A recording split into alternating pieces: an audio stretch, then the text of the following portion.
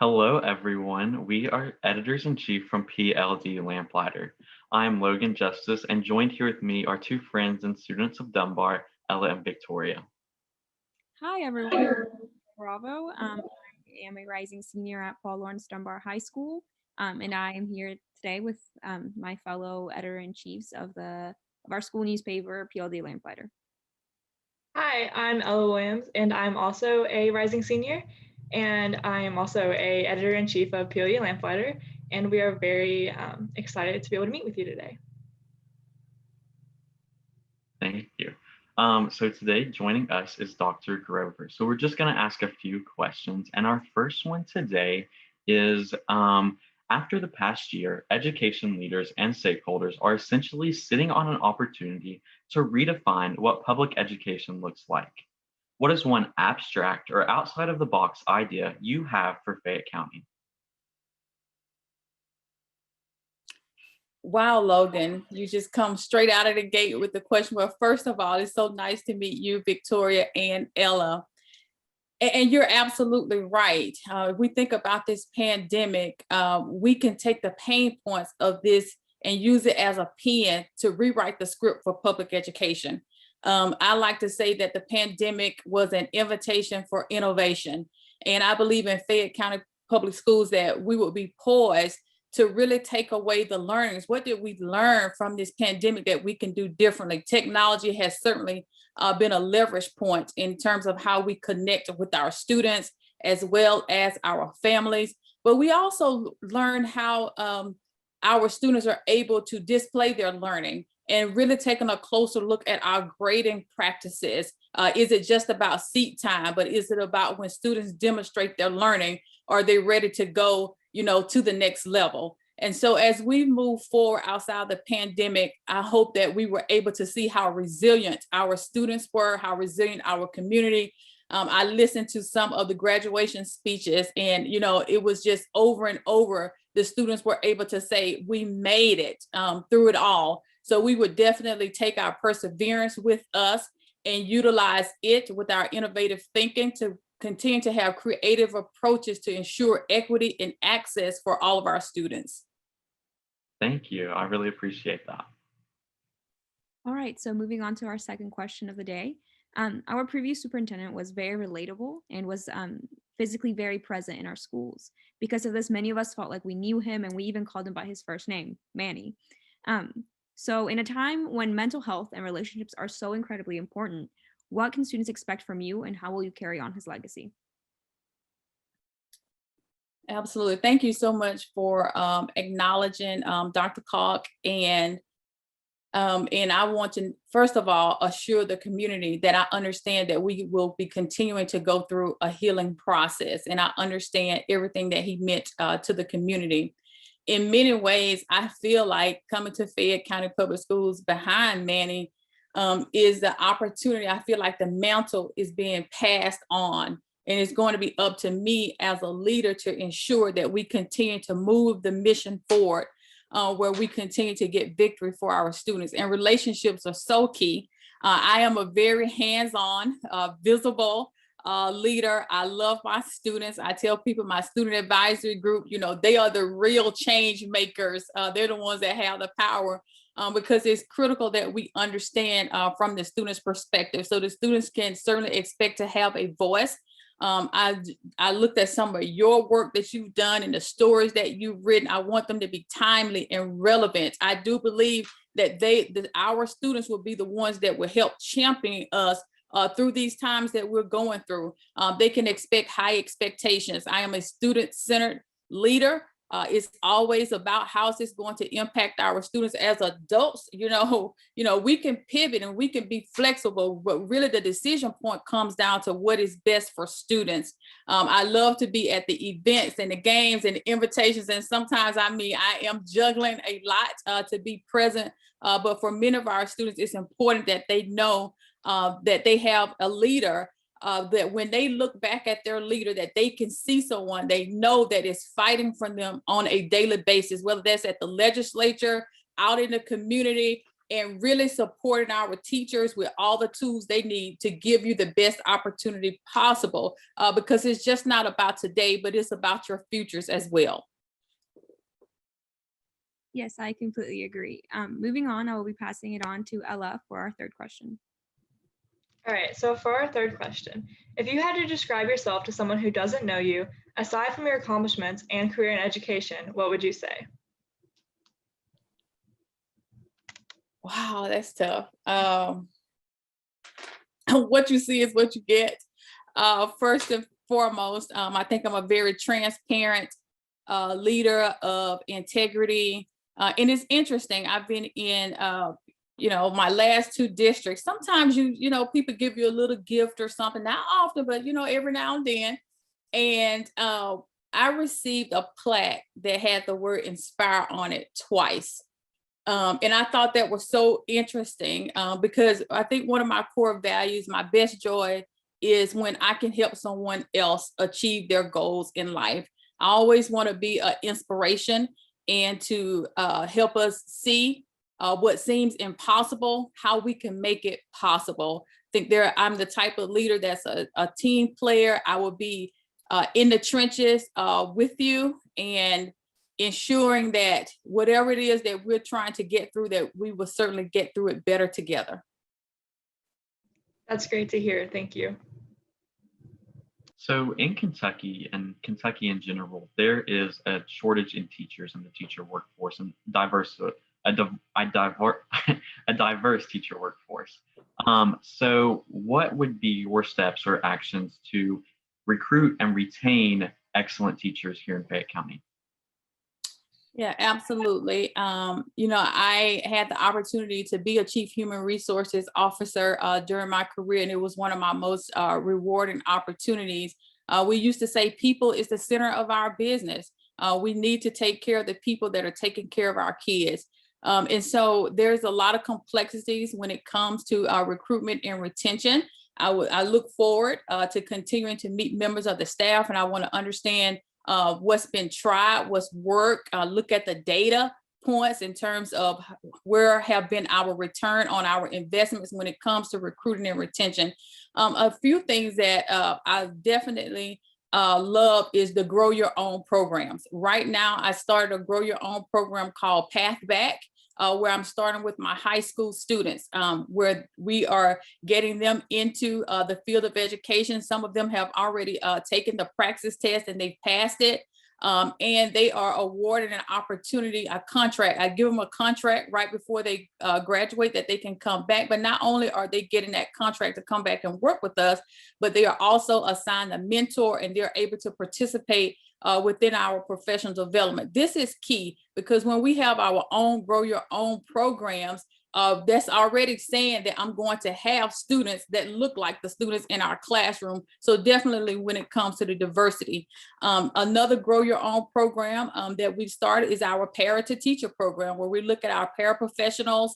Many of them, they're speaking multiple languages. Maybe they start in a classified position, but they have so much potential and they've gone on to become teachers within our organization. And I'm so excited. I definitely inspire my principals to, take actions of how they engage their families and their communities. And just this past week, we had the opportunity to hear from parents, who just started out as volunteers and they now work for the school district, and they were just in tears. And hearing the students say, now that my mom is here at school with me, she is able to help me more at home. And so it is allowing that diversity also to come through. Other areas that we also want to look at is our culture and climate. People want to be in a place where they feel valued, where they feel special, and they feel like they are a contributor. I do believe that iron sharpens iron, and when people can grow and we want to be a part of something successful, we want to be a winning team. I think that's something that Kentucky knows something about. And so that's what we want to establish, a culture where we are making sure that we're getting our stories out, that people understand the differences that we're making in the lives of students. I've been able to decrease the retention rate, the turnover rate within our school district by 26%. I've also been able to increase the diversity of staff from classified as well as administration. And me, myself, being the first Black African-American superintendent ever hired in the state of Nebraska and the first female, I know firsthand what it means to have diversity within the organization. And I would definitely bring that skill set, but moreover, that heart and mind and that conviction, because diversity and inclusion is definitely a direct line to being excellent. Thank you for that. Very, very important points. All right, so since we do have a little bit more time left, we do have one more question. So Lexington is a very diverse community with over 90 world languages spoken in our schools. With that, communication can be hard and has often been an area of struggle in the past. What are your plans for equitable communication and outreach to all families? Absolutely. Well, I think first of all, recognizing that communication is an equity issue. It's an access point, right? You have to have the information in a way that you can consume it. And so being able to have, when it comes to translation, number one, and I know you have a number of translation services and opportunities within the Fayette County, we want to make sure that we continue to make sure that we are touching all of our families in a language that they can understand. But beyond that, we want to go a little bit step further to make sure that when we're having conversations that we have that representation of diversity at the table. I always ask the question, who's at the table and who's not? So that we make sure that we're representing all of the voices, all the different parts of our community. And different modalities, and we have to stay savvy. We could probably learn a few things from you all too. People are moving at a fast pace now. And so sometimes, yes, email works, but group chats are also available. Social media platforms. I'm very big on social media platforms because our parents, they're busy and they need their information in a timely manner as well. And also, I try to use a few different strategies to engage. I've done a couple of different segments. One is changing shoes, where I've gone out into the school district and I've served in different roles of the organization, from the cafeteria later. And yes, I actually serve the food and wash the dishes as well, the custodian, our special education staff, and many different roles, so I can understand the facets and even step back into the role of the classroom teacher. And the same thing with our community, being able to have those one-on-one conversations. I have a number of different stakeholder groups that includes everyone from the mayor down to the grandmother, different ways. And I have a schedule that's outlined for the entire year so that they know that. And I have to say, meetings like what we're having right now, our virtual town hall meetings, I do believe that that's going to be a staple for us. And when we're having in-person meetings, we want to make sure that, transportation is available to our families. And so the bottom line is we have to understand what is the barrier to any type of not just one-way communication, but two-way communication, how we engage, how we give our families a voice and representation throughout the entire process.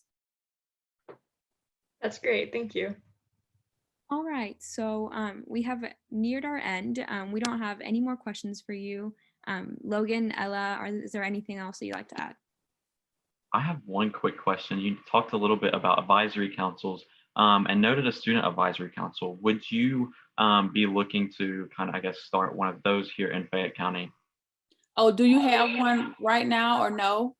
Not to my knowledge. Oh, absolutely. My student voice is critical. As a matter of fact, I've been meeting with my student advisory group since day one, since I arrived here for 5 years straight. We meet on a monthly basis. This year, I gave them the opportunity to give me feedback on the charter, on the roles and responsibilities. And it was so interesting. They're like, Dr. Grove, we need to meet twice a month because we want action. They want things that happen. And they've actually been able to help champion different programs and initiatives. When we were able to launch the academies model, and I know you have the academies of Lexington. I actually took my student advisory members to visit other schools across the country. They've been very instrumental in forming a unity council to help support diversity and providing feedback on and especially during this pandemic. So I do believe that our student voice is critical. We also have a student board representative as well. And so, but what I love about my group is the fact that I've built relationships where that vulnerability is there and they're willing to be open and share with me. And they know that I'm going to take their concerns to heart. So absolutely. Awesome. Thank you. Just as student journalists, we are big advocates for student voice. So I thought I'd kind of throw that in there. Thank you, Logan. All right. Well, on that note, thank you so much for sitting down with us today and making the time in your schedule to just chat with us and answer our questions. Is there anything that you would like to ask us? Well, absolutely. I guess if I have just a little time, could you tell me what you are looking for in your next superintendent? Yes, of course. I think for example, I personally had established a relationship with Manny, our past superintendent. So I think it's very important to just establish relationships with students. I think that's a key thing for me. I think a lot of it is also understanding students' backgrounds and what they go through in their day-to-day life. I think once you get to the administrative level, it's a little bit hard to see the everyday life of students and what that means to people. I think it's also that just keeping in contact and keeping in touch, and also just integrity and just being authentic and being genuine. I think that's also very important for me. But I also don't speak on behalf of Logan and Ella, so I think what are you all? What do you all think? I would wholeheartedly agree with that. I think communication with students is key to having a really good system for everyone. And like you said, really just understanding what every student goes through, not just the ones that you see here represented today, but also all of our students at our schools. Definitely in agreement. I think when Victoria said authentic, she really kind of nailed it on the head with, a superintendent that's not scared to kind of push the needle or, go beyond what's a normal traditional school would look like and stuff like that. Yeah, absolutely. I'm glad that you said that. I'm glad that you welcome that. I do consider myself to be a transformational leader. I'm all about innovation. I just believe that innovation is just really sitting there waiting on us as an opportunity for us to solve a problem where we don't have an excuse. Where there is a vision, there is a way. And I wholeheartedly just love my students and just love the opportunity to understand their needs, but also to appreciate their talents and what they have to offer. Oftentimes, we think that we've come up with the best idea, but just ask a student and you realize that what you were thinking just may not be the right way, and being able to embrace that. And so I look forward to seeing you in Lexington soon as we work together to take excellence to the next level. Yes, absolutely. Well, that is all that I have, or that we have for you today. Thank you again for sitting down with us. We appreciate it, and we're excited to see where all of this goes. Great. And kudos, on your work. You're doing some outstanding work, and I can't wait to see what you do with this project. Take care.